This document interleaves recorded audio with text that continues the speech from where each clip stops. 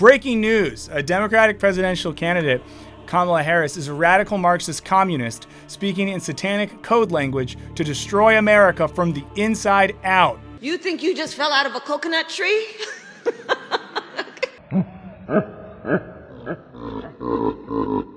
Or at least according to one math PhD turned conspiratorial Reddit philosopher, James Lindsay. Me. Here's James Lindsay on a recent podcast. She is a communist. She knows her Marxist literature in and out. Her father was a Marxist. She was raised as a red diaper baby. All of her catchphrases, like you didn't just fall out of a coconut tree, that's a Marxist. It's not specifically, it didn't come out of Karl Marx, but it's a Marxist sentiment. Later on, he said this. So the woman's a communist. I don't think she's a very high-level communist. Like I said, I think she's a low-level functionary in the Communist Party. And on what I'm pretty sure is a weird Norwegian alt-right podcast, he kept it up. But I think that she says so many things that are kind of textbook Marxist. And on one occasion, he also added in some misogyny just to mix things up a bit. And I think she's hiding Marxism in kind of this ditzy, giggly, act that she portrays. Now, this all caught my attention when he put out a viral Twitter thread explaining how Harris is speaking satanic Marxist incantations during campaign events. I said on Twitter the other day and got mocked relentlessly by the media for this. I said it's a Marxist incantation, as a matter of fact. It's like a spell.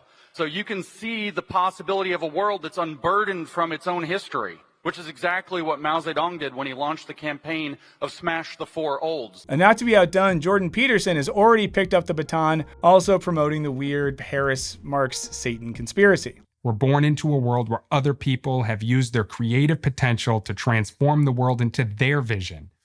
So, in a sense, our conscious... The burden of what has been. Right. Yes, exactly. We'll do a little hand gesture. So today, I want to start by reacting to Lindsay's recent Satanist manifesto, and we'll then see how this conspiracy theorizing, in the guise of philosophizing, gets picked up by Jordan Peterson. But before I dive in, some background for those of you blissfully unaware of who this man is and what he does. Now, Lindsay is a mathematics PhD and former massage therapist / swordsman. That's all real, by the way. He rose to fame during what's called the Grievance Affair, where he and two other failed academics submitted fake papers using postmodern jargon to a series of academic journals to expose the lack of quality and rigor in academic publishing. They largely focused on journals publishing feminist and queer scholarship. He's written books criticizing both critical theory and race Marxism. He teaches weekend seminars on communism and runs a website that's funded by a Christian nationalist. He's also been accused of promoting conspiracy theories like cultural Marxism, which has long been associated with anti-Semitism, and LGBT grooming conspiracies. I did a video a few years back looking at his conspiratorial reading of critical race theory. Once this one's over, you can check it out if you still have life left in your eyes and your soul. And just in case you're here for the first time, my name's Michael. Before I was a YouTube guy, I was a philosophy professor, and a philosopher named Dave, who's a baseball fan and a gambling addict, helped me with this one just to make sure we didn't miss anything. So let's dive in and see why Kamala Harris is a Marxist and Marx is a Satanist, and by proxy, Kamala Harris is also a Satanist, I think, or something. Guys, I'm just so tired. Before we get into it, I want to talk about this video sponsor, Babbel. For a lot of people, summer means taking vacations, but I get hot really easily, so fall is when I want to get out of town. And what better way to get ready for, I don't know, doing something cool like backpacking across Europe than with Babbel. I've been using Babbel to learn Danish. When I was younger, I learned a bit of Danish when I was in grad school, but it just taught me how to kind of read 19th century Danish, which isn't super helpful if you're trying to get a coffee or ask for directions, which is why I'm loving using Babbel. It's a language learning app that's scientifically proven to help you start speaking a new language in only 3 weeks. All of their lessons are designed by real language teachers, not algorithms. So you're gonna learn using real world conversations. And hey, wouldn't you know it, it's time for me to complete my daily lesson. Det vores sommerhus? Det vores sommerhus? Det vores sommerhus? Got it. Der brænde i skuret. Der brænde i skuret. After a short time with Babbel, I can say stuff like, "Hi, jeg hear Michael. Hvor et toilet?" So why don't you join me in learning a new language from Babbel, which is one of the top language learning apps in the world. And when you click the link in the description, you're going to get 60% off your subscription. So let me know in the comments, what language you want to learn from Babbel and where you're going to go to speak it. Again, click the link in the description. You're going to get 60% off your subscription.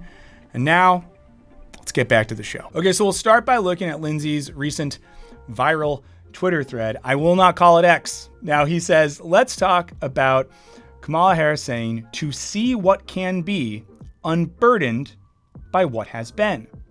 This phrase, which she repeats all the time, is not mysterious, it's esoteric. That is, it's occult.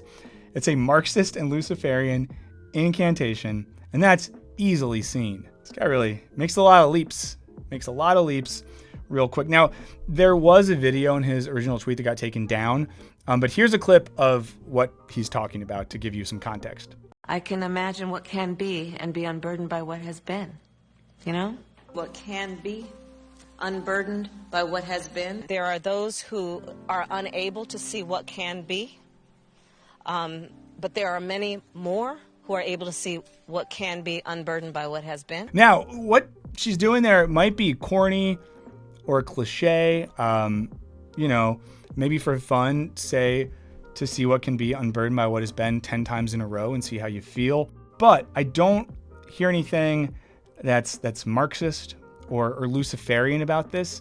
I studied Marx for a while. I used to teach courses on Marx, and I'm not yet hearing anything that makes that connection. But, he's just getting started, and I'm sure that James Lindsay, PhD, is going to be able to convince us. So he goes on and says, what esoteric means here is that it has a hidden meaning. It looks and sounds like goofy nonsense, but it isn't. People who know. That is, it's coded and Gnostic in its formulation, and the principle she's articulating is ultimately Luciferian/Hermetic a la Marx. This guy loves words almost as much as he loves big swords. He's gotta be strong and he's gotta be fast and he's gotta be fresh from the fight. And again, as someone that's probably, read more Marx than most, I'm not seeing what he's putting down here. Maybe it could help us better understand it if we catch up with all the words that he uses with a quick vocab lesson. Now, esoteric, which he says here, describes something that's only properly understood by folks with a specialized set of knowledge. Gnosticism, now it's a type of mystical religious belief that prioritizes personal religious knowledge over divine revelation you get via someone like a Jesus. Luciferian, obviously, we get, Satanist beliefs there. And the Hermetic tradition is just another quasi-mystical belief system. You got all that? Hey, you learned something today. Look at you. Now, if we're gonna be as good faith as possible here, we could say that sure, some of Marx's writings are esoteric if you don't have a background in philosophy or economics and things like that. I don't know if Harris's line is very esoteric in that way, like if you need specialized knowledge to understand what she's saying. But Marxism and Marx are definitely not Gnostic, Luciferian, or Hermetic, because all of those things directly oppose historical materialism, which is the theory that all of history is the product of material relations. It rejects idealism.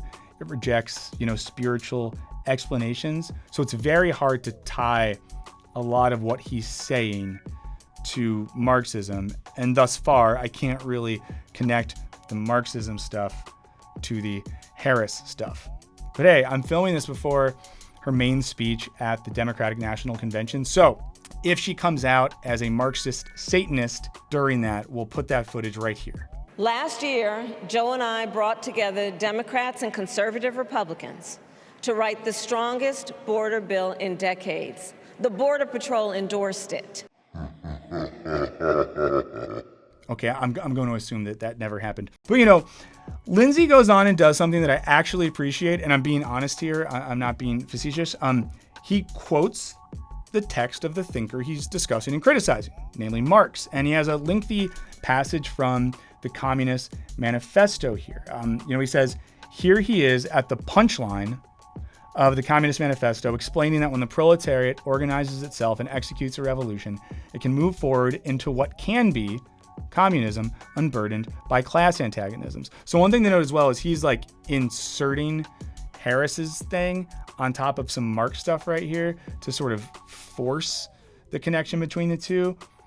I don't really see it. And if you want, you can pause or just go to his thread and read this whole passage. Now, the punchline thing is weird. Marx isn't a very funny guy, but here's what he's getting at in this passage. He's saying that the working class, which is formed by its antagonism with the ruling class, is able to create a new society, and that new society abolishes the old conditions of production. In doing so, it then abolishes the conditions that led to that antagonism in the first place. In doing so, it'll then abolish the necessity for that class identity to begin with. I mean, think about it this way. If you went to high school in a bad 80s movie, maybe everyone in your class is either a skater or a surfer, land versus sea, and that's your fundamental antagonism.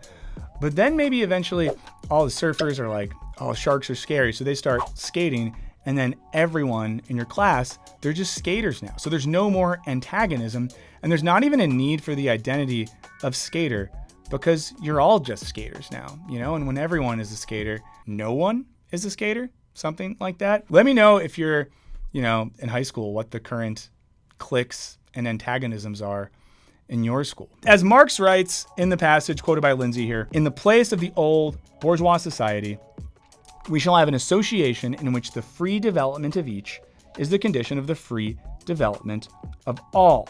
So just sort of saying right there, like, yeah, we're going to create a new world, but it's one that's not antagonistic, in which freedom is just something that like everyone can have, which sounds scary and bad. But none of this happens through evil magic or esoteric incantations. It's all the outcome of dialectical and historical processes in which one set of historical conditions and economic conditions paves the way for another, which is ideally more human. But again, at this point, what we have is a not great reading of Marx and a not convincing connection of Harris to Marx. Okay, so he keeps going. He quotes some more Marx. And at this point in this thread, he's veering kind of away from the Harris stuff and just talking about Marx. So I want to focus on what he's doing there. It'll weave back around though.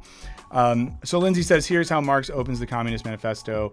The history of all hitherto existing society. He puts in brackets what has been. That's not in the text. Is the history of class struggles. It's precisely what he says a communist revolution would emancipate, unburden man from the punchline, though. Again, it doesn't make a lot of sense, and he's kind of forcing the things on top of each other. But yeah, sure, the gist that we get in the manifesto is this idea that the history of society is the history of class struggle.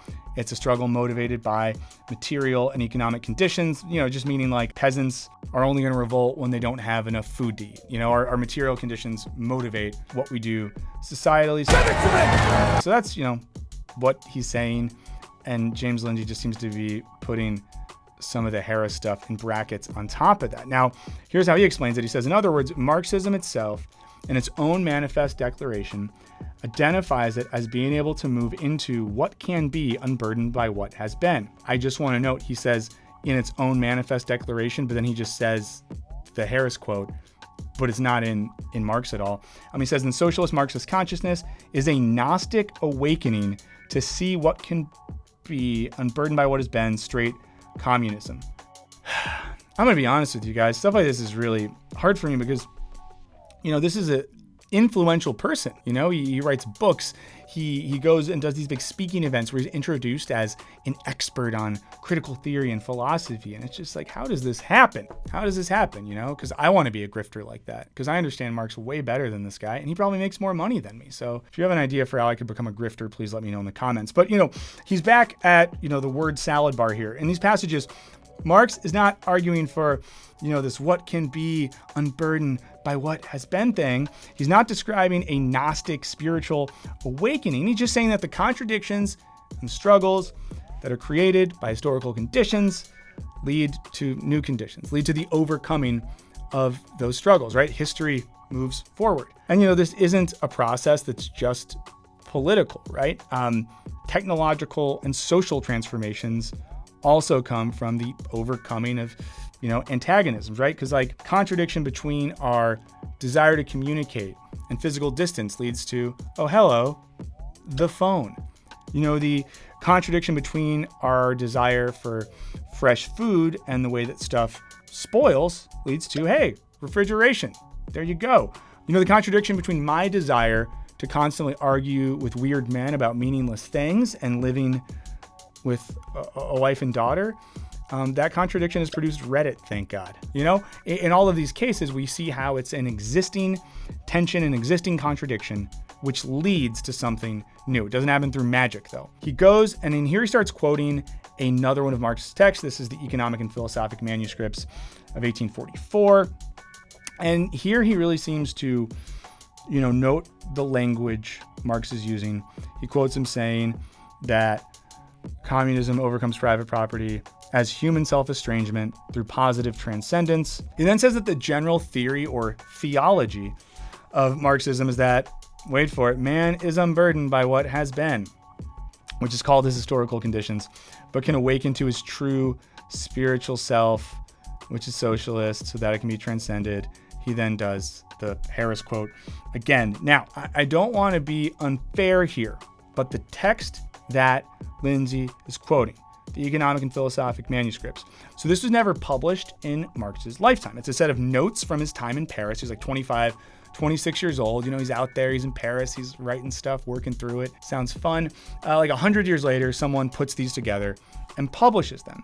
Now, this is important because a lot of scholars see Marx as having phases in his intellectual development. And, we all have phases, right?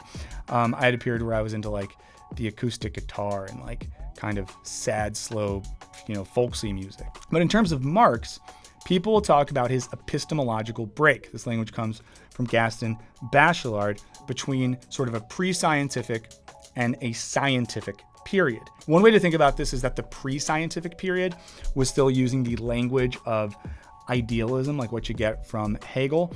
And then after that, in the scientific era, we're talking about structures and economics. Now, in the text Lindsay is quoting, Marx is still in that first period, and he's responding to the thought of people like Hegel and Ludwig Feuerbach. Now, Feuerbach is important here. Can't go too hard into this whole thing, but so there's a guy named Hegel, really important philosopher. Feuerbach is someone responding to Hegel's idealism. Marx is then responding to Feuerbach. And Feuerbach does something really interesting by sort of turning theology into anthropology. Feuerbach's whole thing was, when we talk about God and all these ideal and sort of grand transcendent ways, we're really just talking about our own humanity. So all theology is really anthropology, which allows Feuerbach to arrive at a sort of humanism, but it's still sort of using the language of theology. And I bring this up because Lindsay's really honing in on some of the quasi-theological language here, where it's like transcendence and self-estrangement, but Marx isn't talking about a spiritual transcendence. He's referring to overcoming the alienating effects of private property and industrial labor and returning to a natural human state, not some magical, esoteric, mystical, whatever state. Now, Lindsay goes on, we get some more of the same. He says that Marx characterizes what has been, and I just want to note he keeps inserting Harris's word over Marx's text here. He says it's an exoteric revelation of man's essential powers to build a future for himself emancipated from his own historical conditions. He then says that Harris's phrase is an esoteric incantation making this meaning visible. This is maybe the most wild and nonsensical interpretation he has here.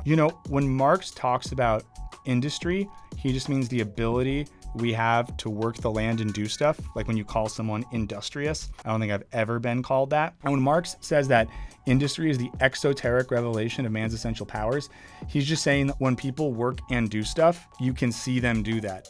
And it shows you something about their inner nature. He wraps up. There's some more tweets I didn't talk about. You can go look those up if you took your meds today. Lindsay says, the sentiment Kamala Harris repeats endlessly, seemingly weirdly, is an esoteric incantation of societal and human rebirth. That is, a cult that is manifested in such human paroxysms as the French Revolution, all communist revolutions, and Lucifer's revolt against heaven. So, via a forced misreading of Marx, Lindsay thinks that Harris's punchline is a magic spell or charm revealing hidden secret knowledge, calling for a new type of humanity in a historical sequence like the French Revolution and Lucifer's revolt against heaven. Again, we're filming this before her keynote speech at the DNC, so if she says all that, we'll put it right here and I'll admit that I was wrong. That's why we will create what I call an opportunity economy where everyone has the chance to compete and a chance to succeed. Yeah, I didn't think so. And let's just be blunt here, right? Kamala Harris is a staunch advocate for capitalism. She's not a communist. She's not a Marxist. Her most radical position is we should make capitalism a little more chill. Here, watch her talk about it. So capitalism in its best form is about the beauty of competition to create the greatest product, to create the greatest outcome. But even with this, you know, people like Trump and others in the business community think she's very dangerous. Kamala Harris is a communist. Most radical left person ever to run for office. This is not what this country needs. Now, Lindsay sums it up by saying, we're undergoing a global French or communist revolution, which will have disastrous results. Kamala Harris chants the Marxist Luciferian incantation of that evil agenda to see what can be unburdened by what has been. Note that he never tells us why it's evil or anything, but hey, there you go. Now, a couple takeaways. I think, you know, in those texts that Lindsay cites directly, we see something pretty simple, which is that Marx notes, under conditions of industrial labor, humans can experience a sense of alienation and eventual dehumanization, which leads to a class antagonism. And that in overcoming this antagonism, material conditions and economic conditions can be such that humans can more fully realize their own humanity. Now, I'm not saying this is good or bad. It's just what he says in the text. Feel free to criticize it. Just do it for the right reasons. Now, the question here is really, you know, is it that Lindsay knows all this and is performing a bad faith argument to manipulate his audience into an irrational fear of an establishment Democrat politician who's about as radical as Mitt Romney? Or is this just like a legit conspiracy theorist who thinks he's uncovered some secret meaning in Harris's words that can only be uncovered by Marx? Now, it's not just Lindsay that has discovered this satanic connection between Marx and Harris and Beelzebub. Recently, Canada's sartorial answer to the Riddler sat down with the author of a book on Marx and Satan, where they use some of his angsty teenage poetry to argue that all of Marx's work is Satanist. And because now all of the teachers and the woke libs are Marxist, everything is becoming Satanist. This is real stuff that real people are arguing, friends. Let's check it out. And it's deeply disturbing stuff. All right, a lot of it is about the devil. And, you know, quite literally about the devil. It's chilling, right? Thus heaven I forfeited. I know it full well. My heart, once true to God, is chosen for hell. It's just like a bad poem. The poetry they're talking about, like that little one right there, was published when Marx was 19. I don't know if you came of age when I did, but you know, I listened to a lot of emo and hardcore music in a certain era. Maybe I had a live journal or a Zanga, and these guys would have been terrified of that. People used to write the most emo stuff ever. But, you know, poems like this and other little fragments, well, they lead Peterson to a very bold conclusion.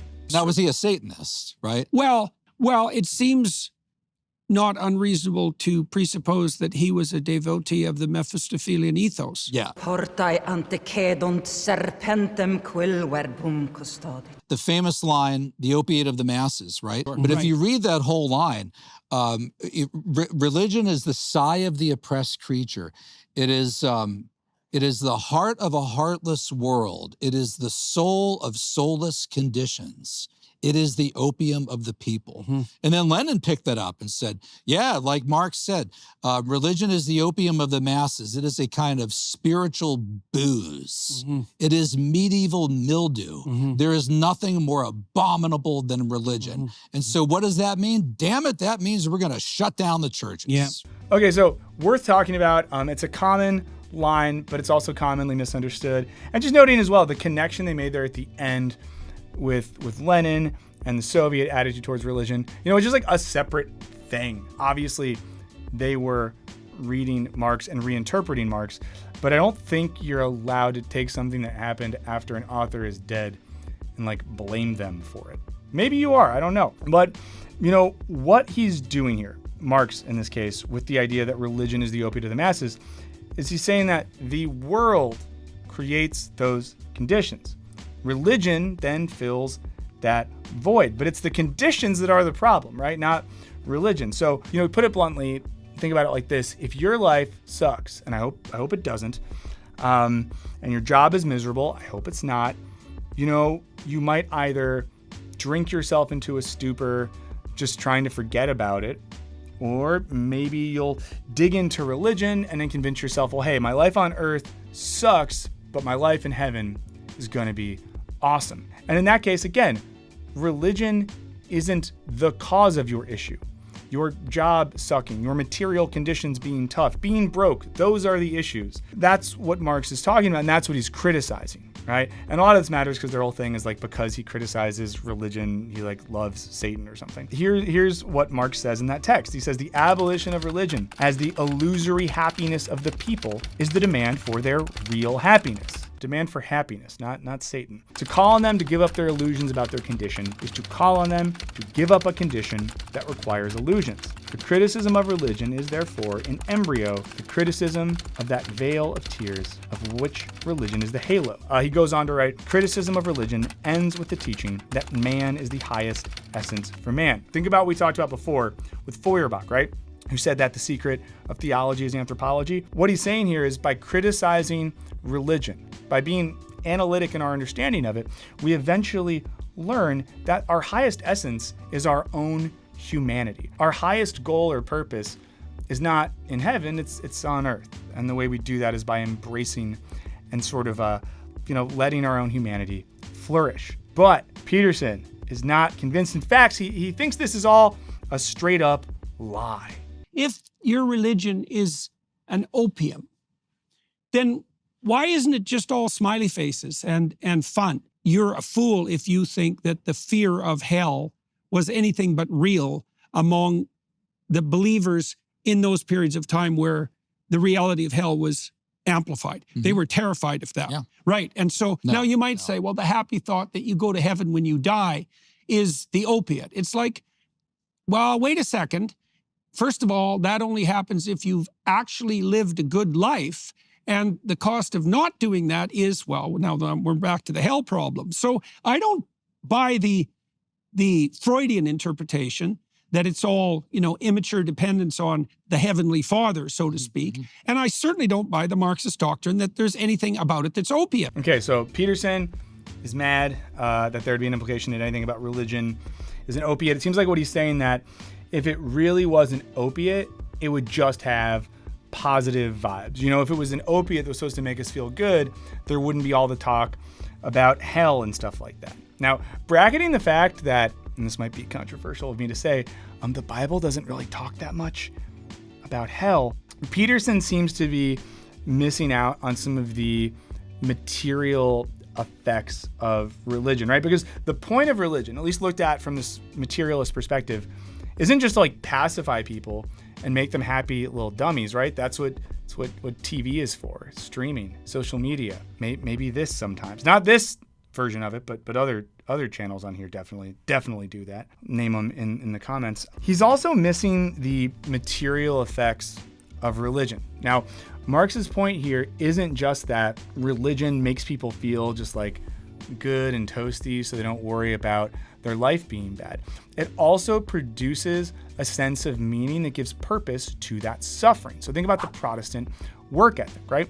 Which is this idea that industriousness and hard work are connected with salvation, so that when we work hard at the factory, we're also serving our Lord. And what is the material effect of this? It's that we keep our heads down and the factory gets to stay really productive. So that's why it makes sense as a concept. And it's very weird that Peterson just completely misses that. People say all the time, give me a one-sentence definition of communism. Okay, that's easy because Marx and Engels did it. They said the entire communist theory or program may be summed up in the single sentence, 4 words: abolition of private property. Abolition of private property. They think that if you could abolish private property, this is the beginning of the key to your utopia. One, they're doing this thing where they're arguing that Marx is trying to create some like communist/Satanist utopia. The Communist Manifesto itself, a text that they keep referring to, has an entire section that's a critique of socialist utopianism. But again, who wants to read books? And with this definition of communism and this discussion of private property, I can't help but think, like, I could understand if 2 non-trained academics read a confusing line and didn't quite get it. But here we have Jordan Peterson, self-styled, very smart man, a guy who's published on Marx, and they're just wrong, right? So when Marx and Engels write about the abolition of private property, it doesn't mean that they don't think you should own stuff, right? They don't think that I should have to go to like the communist community hat shop and sort of try to like borrow a new cap. They're referring to the ownership of capital goods, stuff like, building equipment and property and land, resources, things that could be used as means of production, okay? They're not implying some scary world where you can't own anything. No one's coming in like a dark jacket to steal your Xbox. And we can see this when Marx writes, "You are horrified at our tending to do away with private property, but in your existing society, private property is already done away with for 9/10 of the population." Obviously more than 9/10 of the population has consumer products and cars and sneakers and stuff like that, but a small minority of folks own capital goods, aka private property, which then produces massive wealth. And that's the kind of property they are talking about doing away with. One of those things where I think like the opiates of the masses line, a very oft quoted thing by Marx, they get that wrong. We should know what that means. Abolition of private property, which I do think is a confusing concept depending on how we read it. They get that wrong. We should know what's going on there. Quick little thing before we end where they talk about modern Marxism. And in doing this, I think, I guess this would be like a thing the kids say. They kind of tell on themselves. Right. A lot of the Marxists today are not even bothering with class or economics, but they've gone into the area of culture. They've gone into gender. They've gone into race, right? Yeah. So a lot of today's Marxists have taken the Marxist superstructure of oppressed versus oppressor, Yes. right? That would be the victim class and also the redeemer class, right? Yeah. By the stripes of the proletariat, you were healed, right? Yeah. They would usher in the revolution. So instead, people don't, what young people today even know what the word proletariat or bourgeoisie mean?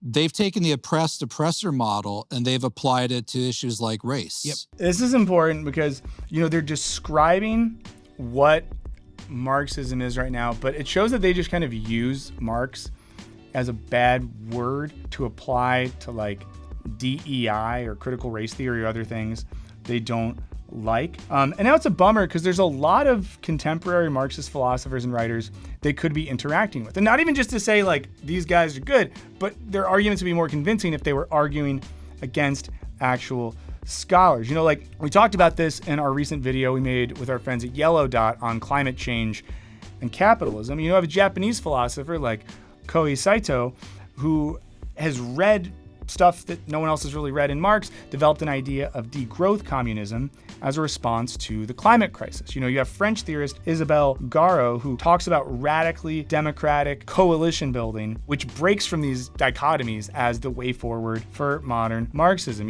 Shout out to young Danish Marxist Soren Mao. I like Danes, so I got to shout him out. So again, the point here is not to say that Marx and Marxism are inherently good or that Satan is inherently bad. I don't know. But we're just simply saying that if you're going to critique thinkers and ideas, you should have a baseline understanding of both those thinkers and the context of their work. And when they talk about contemporary Marxism, they really do tell on themselves, because for them, contemporary Marxism is just like diversity programs they don't like. It's not actual scholars who are actual Marxists who are writing about what these ideas mean in a contemporary context. Now, if you think I'm holding him to an unfair standard, remember, this guy charges money for weekend seminars on Marxism and communism. I give you this for free. So, friends, I guess the main thing I'd say is, like, when in doubt, read books or even just look at the Wikipedia page of a thinker. That's all for now, but do let me know if there's other videos, podcasts, or thinkers that we could have some fun with doing this sort of philosophical reaction. Do let me know what you think about all this in the comments. Let us know if you have any questions. A huge shout out to all of our patrons. You mean a lot to us. Thanks for helping us do what we do. There's a link in the description. You can check out our Patreon community. You get access to videos early without ads, extra audio and video content. At one level, you even get to talk about philosophy with me, which might be fun. But thanks just for being here. And if you haven't done it yet, please do like this video, subscribe to the channel. It all helps us out a lot. In the meantime, I don't know, I'm gonna go see a priest and make sure there's no satanic energy on me after making this one.